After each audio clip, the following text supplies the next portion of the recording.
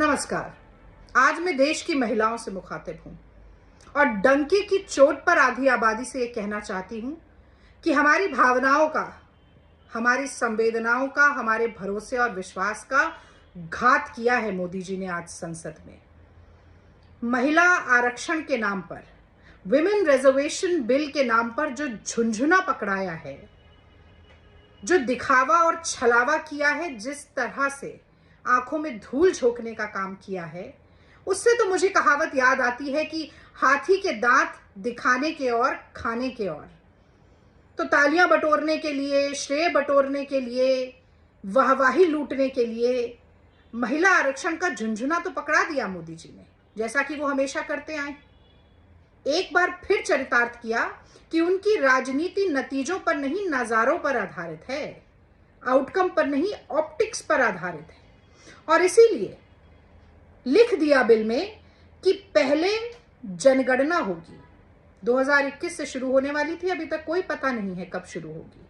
तो पहले जनगणना होगी, फिर परिसीमन होगा, फिर असेंबली और हाउस जब डिसॉल्व होंगे उसके बाद महिला आरक्षण वहां पर लागू होगा। तो एक और कहावत याद आती है कि ना 9 मन तेल होगा और ना राधा नाचेगी। अब बड़ा सवाल ये उठता है कि अगर महिला आरक्षण अभी होना ही नहीं था तो ये विशेष सत्र बुलाने की क्या जरूरत थी, और इस विशेष सत्र में इतनी आपाधापी में ये बिल लाने की क्या जरूरत थी। 2029 से पहले तो ये लागू हो नहीं सकता, इंप्लीमेंट हो नहीं सकता। तो केवल अपनी जाती हुई सरकार को, डूबते को तिनके का सहारा देने के लिए महिलाओं की भावनाओं के साथ ये खिलवाड़ किया गया है। मैं ये भी याद दिलाना चाहती हूँ कि दूरदर्शी व्यक्ति जो सच में महिलाओं का सशक्तिकरण चाहते हैं वो कैसे होते हैं। जब पश्चिमी देशों की महिलाएं आजादी के दशकों बाद तक भी मताधिकार के लिए लड़ाई लड़ रही थी, तब पंडित जवाहरलाल नेहरू ने इस देश के हर वयस्क नागरिक को, चाहे वो महिला हो चाहे पुरुष हो, वोट का अधिकार दिया। यूनिवर्सल अडल्ट फ्रेंचाइज लाए।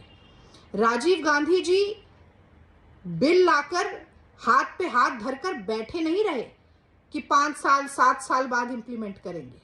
संविधान का संशोधन किया और 33% आरक्षण दिया महिलाओं को पंचायत में, सिविल बॉडी इलेक्शंस में। और उसी सपने को आगे बढ़ाने का काम सोनिया गांधी जी ने किया, डंके की चोट पर किया। संख्या बल नहीं था लोकसभा में हमारे पास, तो यूपीए ने राज्यसभा में ये बिल पारित किया। आज राज्यसभा में भी उसे निरस्त कर दिया गया है। तो मैं जानना चाहती हूं मोदी जी कि ये दिखावा और छलावा आप क्यों कर रहे हैं? देश की महिलाओं के विश्वास का घात क्यों कर रहे हैं? आप क्यों नहीं चाहते कि महिलाएं राजनीति के हाशिए से राजनीति की मुख्य धारा में आए? आप क्यों नहीं चाहते कि जल्द से जल्द महिलाएं निर्णय लेने की प्रणाली और प्रक्रिया का हिस्सा बने?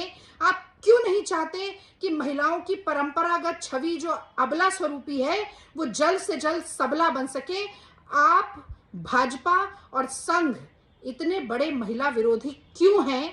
आज आपको इसका जवाब देना ही पड़ेगा। जय हिंद।